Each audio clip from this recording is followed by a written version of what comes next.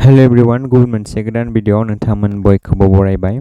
भिडियोखौ जागायनायनि सिगां नोंथांमोननिसिम मोनसे खावलायनाय, अन्नानै नोंथांमोना चेनेलखौ साबस्क्राइब खालामनानै बेल आइकनखौ थुनानै लाबानो जाबाय, जाहाथे गुबुन मोनसे गोदान भिडियोखौ नोंथांमोना बयनिबो सिगां मोननाय बायदि।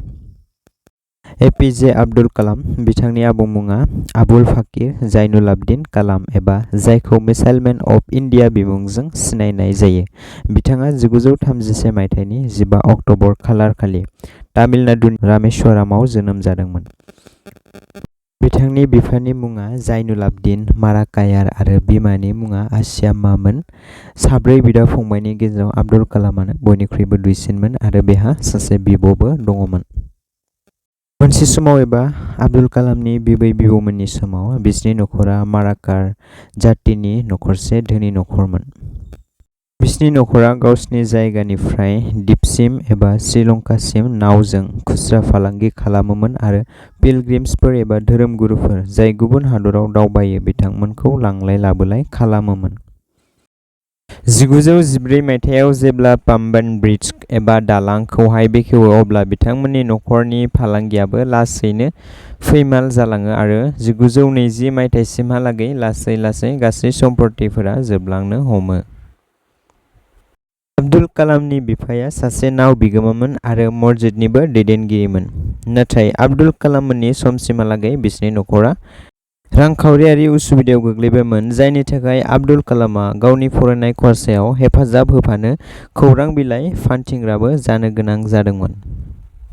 फरायसालियाव फरायनाय समाव आब्दुल कालामआ बयनिख्रुइबो बांसिन नम्बर मोनग्रा गोसो होथाबनानै फरायग्रा सासे गथ'मोन। बिनि उनाव स्वर्ट्स हायार सेकेन्डारि स्कुलाव सोलोंथाइ जोबखांनानै तिरुचिरापल्लीनि सेन्ट जसेफ कलेजाव ग्रेजुएशननि थाखाय मुं थिसनो।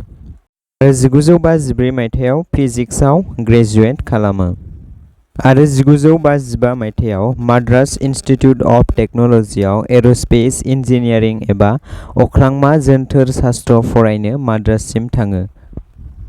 खाफाल दाखुरायै बिथांनि फाइटार पाइलट जानायनि सिमांआ फेलें जायो मानोना इन्डियान एयार फर्सआव गासै 8 जाफुंसार बिजाथिफोरखौ सायख'नाय जायोमोन आरो बिथाङा गुथि बिजाथिमोन।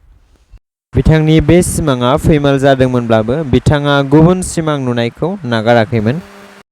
माद्रास इनस्टिट्युट अफ टेक्न'लजिनिफ्राय ग्रेजुवेट जाखांनायनि उनाव बिथाङा 1960 मायथाइयाव डिफेन्स रिसार्च डेभेलपमेन्ट अर्गेनाइजेशनआव एर'नटिकेल डेभेलपमेन्ट इस्टाब्लिशमेन्टनि सोद्रोमा जानायसै आरो बेयाव मोनसे फिसा हभारक्राफ्ट डिजाइन खालामना गावनि केरियारखौ जागायजेननायसै।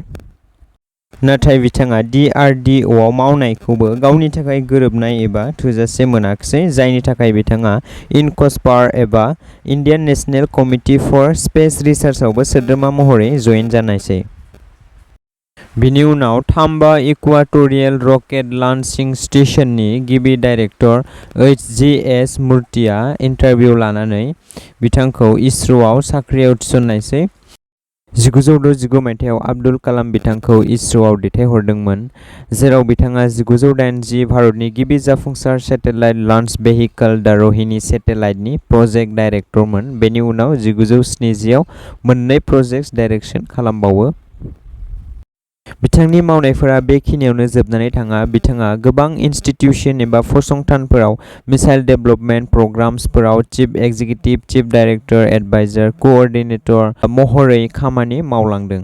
भारत हादरनि आफादगिरि एबा प्रेसिडेन्ट महरै डक्टर आब्दुल कालाम 2002 मायथाइनि 10 जुन, जेब्ला नेशनेल डेमोक्रेटिक एलायन्स हानजाया गोहोआव दङमोन आरो बे हानजाया फोसावो जे बिथांमोना आब्दुल कालामखौ एबा A.P.J आब्दुल कालाम बिथांखौ भारतनि 11थि प्रेसिडेन्ट मासिनि थाखाय नमिनेट खालामगोन होनना, अब्ला समाजबादी पार्टी आरो इन्डियान नेशनेलिस्ट कंग्रेस पार्टीआबो कालामखौ हेफाजाब होनो आवगायबोयो। बेनि उनाव 18 जुन खालार खालि बिथाङा पार्लियामेन्टआव नमिनेशनखौ गथायो आरो 15 जुलाइ 2002 खालि इलेक्शनआ जोबनानै थाङो। बेनि उनाव 18 जुलाइआव भट साननाया जायो आरो आब्दुल कालामआ गोरलैयैनो देरहानो हायो। बेनि उनाव बिथाङा 25 जुलाइ 2002 खालार खालि राष्ट्रपति भवनाव भारत हादरनि 11थि आफादगिरि महरै समायखिरा लायो। बिथाङा भारतनि थामथि प्रेसिडेन्टमोन जाय भारत रत्न बान्था मोननो हादोंमोन। आफादगिरि दैदेननाय समाव बिथांखौ सुबुंनि आफादगिरि होनानै अननायजों बयबो सिनायथिदोंमोन। नाथाय जेब्ला 21टा मार्सि पेटिशननि मादाव 20टाखौ गनायना सासेखौ गनायना लायै एबा निमाहा होयैनि थाखाय बिथांखौ क्रिटिसाइज खालामनो हमो। मार्सि पेटिशना जाहैबाय जायनि केसफोरा फासिनि साजा फोसावजायो एबा बेफोरखौ भारतनि प्रेसिडेन्टआ निमाहा होनो हानाय पावार थायो आरो बेनि थाखाय प्रेसिडेन्टनिसिम बै केसफोरनि सायाव अनखांनायनि आर'जलाइखौ मार्सि पेटिशन बुंनाय जायो।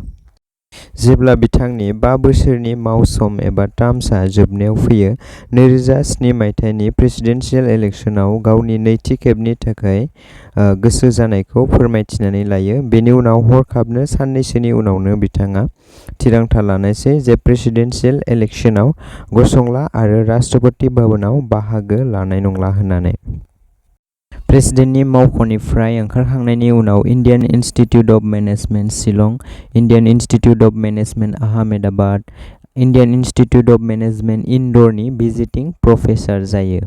बेनि उनाव Indian institute of space science and technology तिरुवनन्तपुरमनि चेन्सेलर जायो। उनाव आन्ना इउनिभार्सिटिनि एर'स्पेस इन्जिनियारिंनि प्रफेसारबो जायो।